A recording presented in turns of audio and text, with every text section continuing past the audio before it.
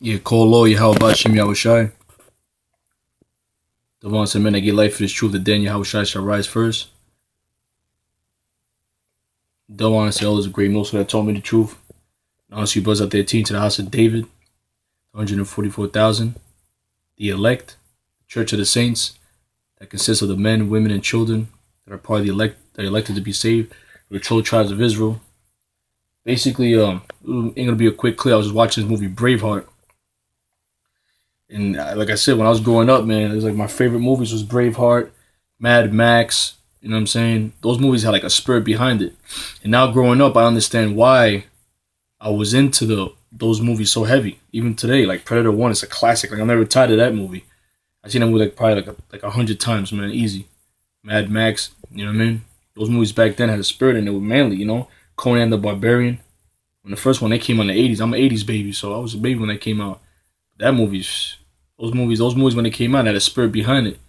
But that was because the scriptures say this: before you were formed in the belly, He knew ye. You know. Now I understand why I was into the things I was into in the world. Now I'm in the truth, and it just makes total sense. There was something spiritual about the movie Braveheart, man. You know, I remember seeing it. It's a quick clip, but it's symbolic for the Braveheart scene with William Wallace, the Scots. Those were Jakes, man. Those were Israelites, man. That's why William Wallace, he had braids in his hair, you know. But in the movie, because Mel Gibson knows, that's why he's trying to make a movie, The Maccabees. He did the movie Passion of the Christ. Pursuit of Happiness, Passion of the Christ. He's trying to do the Maccabees. He did Apocalypto. He's trying to do the Maccabees. They're giving him a hard time making that movie. But in this movie, man, it's bad, Braveheart, because that's really us, man. You know what I'm saying? And I was thinking about the scriptures, Daniel 7:18, and I'm a big movie buff. Like I'm heavy into movies, the old school movies at that. Not really the new ones that come out because it's corny as hell. A lot of them are corny, but Braveheart is one of my classic favorites. And I was thinking about that's what this thing's about, the house of David. That's why the Spirit of the Lord, we push the house of David, you know. The Lord's raising up the church. That's why we do the Spirit of the Lord, the church of the saints, you know, we push that vibration out. The Lord's raising up the house of David. He's raising up churches, you know. That's the time living in. Scripture say you can rebuild the tabernacle of David that has fallen, you know. Yeah, Daniel 7:18, but the saints of the Most High shall take the kingdom and possess the kingdom forever and ever and ever. So we're going to possess the kingdom forever and ever and ever, man. The scriptures say that. Now I'm going to bring this other scripture out, and I'm just going to play this clip, and that's it. The Spirit of the Lord, you know, there's going to be a lot of bloodshed, man. Yahawashi is with that. You don't understand, Lord. Exodus 15:3, the Lord is a man of war. Then when you read in that chapter, it tells you what he did to the Egyptians and how he swallowed them up in them chariots. Amos 9. You know what? I'm going to start at 9. For lo, I will command and sift the whole house of Israel among all nations, like as corn is sifted in the sieve. Yet shall not the least grain fall upon the earth, because Israel was scattered. When you read in the curse in Deuteronomy 28 and James 1:1. And with this truth, the elect that are scattered also amongst the nations are coming in. All the sinners of my people shall die by the sword, which say the evil shall not overtake nor prevent us.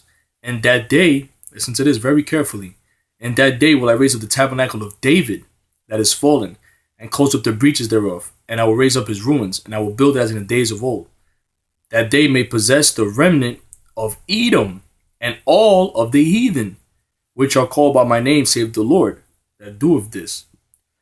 All right, so the Lord's rebuilding the tabernacle of David. That's what this is all about. House of David. You know, Yahawashi is the King of Kings.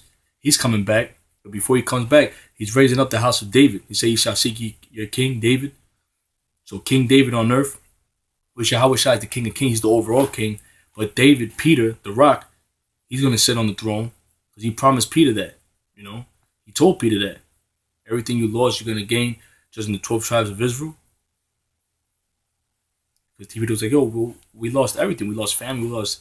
Yahawashi said, what? Whatever you lose, you're going to get back 100-fold. Judging the 12 tribes of Israel, that hasn't happened yet. Yahawashi hasn't came back. The King of Kings has he came back. Claimed his kingdom on earth. We're still in slavery. He hasn't saved us from under this devil. So he's rebuilding the tabernacle of David.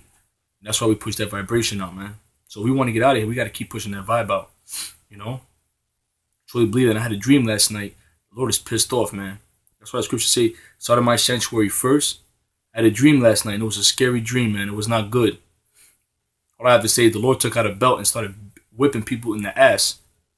was like a bunch of disobedient children. And he just took out the belt and he just started whipping children's asses all over the place. That's what Yahawashi is about. That's why I said Ezekiel 9 and 4 started my sanctuary first, because you have agents amongst us. You got straight up niggas amongst us. You know, so we got to pray the Lord have mercy on us, man. May He have mercy on us.